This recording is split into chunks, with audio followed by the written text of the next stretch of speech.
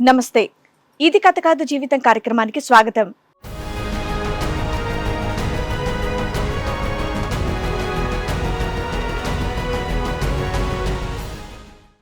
అతను నాకు ప్రపోజ్ చేసిండు. తర్వాత నాకు కూడా పెళ్లి కావాల్సిందే కదా అని నేను ఒప్పుకున్నా మేడం. అన్ని అడిగిన తర్వాత సరే చేసుకుంటా అది ఇది అని చెప్పి ఇక ఇట్లా ఫిజికల్గా ఇదైంది మేడం.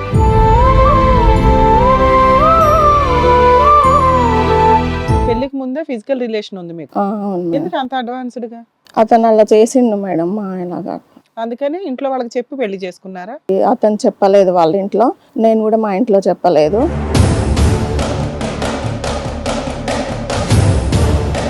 ఫోర్ మంత్స్ అలా బాగున్నాడు నాతో.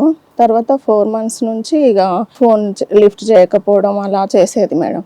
చేసేసరికి నేను మా ఇంట్లో ఇట్లా ట్యాబ్లెట్స్ ఉంటాయి కదా మేము, ఒక 20-40 అట్లా మొత్తం అన్ని ట్యాబ్లెట్స్ కలుపుకొని తీసుకున్నా మేడం. అప్పుడు ఎందుకున్నాయి మీ ఇంట్లో అన్ని టాబ్లెట్లు?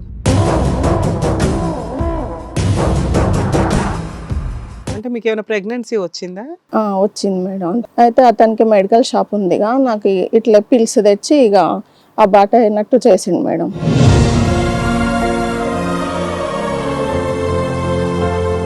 అవును, నేను 9th class నుంచి ఒక అమ్మాయిని ఇష్టపడుతున్నా అని చెప్పిండు. ఎవరైనా ఇట్లా తలెత్తి చూస్తాడు కదా, ఇతనేమో తల దించుకొని మాట్లాడితే నేను సిన్సియర్ అనుకున్నా మేడం.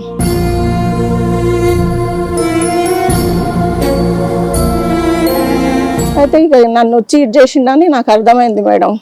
4 months కి ప్రెగ్నెన్సీ పోయింది, సూసైడ్ అటెంప్ట్ చేసావు. కాల్స్ ఇక ఎత్తకుండా అయితే అట్లా అర్థం అయిపోయిన తర్వాత ఇక నేను మా ఇంట్లో నాకు ప్రెజర్ పెరిగింది.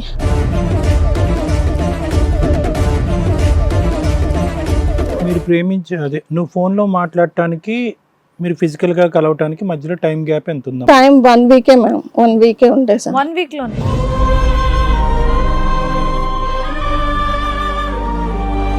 మీ తమ్ముడికి 16 ఏళ్ళు అయితే ఆవిడ 20 ఏళ్ళ అమ్మాయిని తెచ్చి పెళ్లి చేసి చేశాను మేడం. ఇక ఆమె వచ్చాక నాకు ఇంకా మస్తు టార్చర్ మొదలైంది మేడం ఇంట్లో. సో ఇప్పుడు నువ్వు సూసైడ్ అటెంప్ట్ చేసింది వాళ్ళ హెరాస్మెంట్ వల్ల అనే అకౌంట్లోకి వెళ్ళిపోయింది.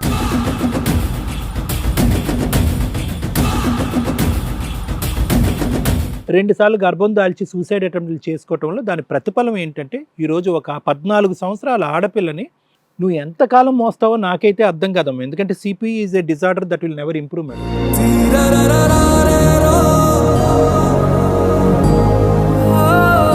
ఇన్ని సందర్భాల్లో తప్పుగా ప్రూవ్ చేసినటువంటి వ్యక్తి ఎలా మారుతాడని నువ్వు అనుకున్నావు?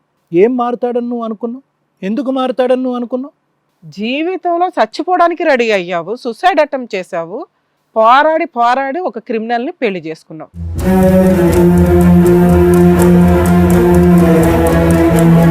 ఎంత దారుణమైన ఫోటోలు దిగాడో తెలుసా? అంటే అమ్మాయిలు నేను బ్లాక్మెయిల్ చేస్తాడా, వాళ్ళు ఈయన్ని బ్లాక్మెయిల్ చేస్తాడు. ఆయన కూడా కొంచెం ఫేస్ చేయాల్సిన టైం ఉంటుందిగా. ముదరాలి, ఎవరికైనా పాపం పండాలంటారు చూసారా? మీ ఆయన పాపం పండడానికి ఇంకా టైం ఉంది.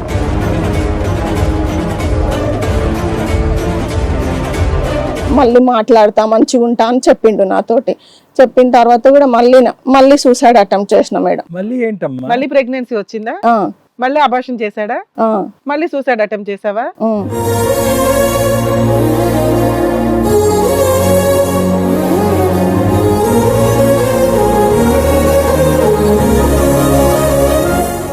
ఇది కథ కాదు జీవితం ప్రోగ్రామ్ అందరికంటే ఒక రోజు ముందుగా మీరు చూడాలి అనుకుంటే వెంటనే డౌన్లోడ్ చేయండి హిట్ టీవీ యాప్. ఇందులో మీరు నచ్చే మెచ్చే కంటెంట్ సిద్ధంగా ఉంది. మరి ఇంకెందుకు ఆలస్యం, వెంటనే డౌన్లోడ్ చేసుకోండి హిట్ టీవీ యాప్.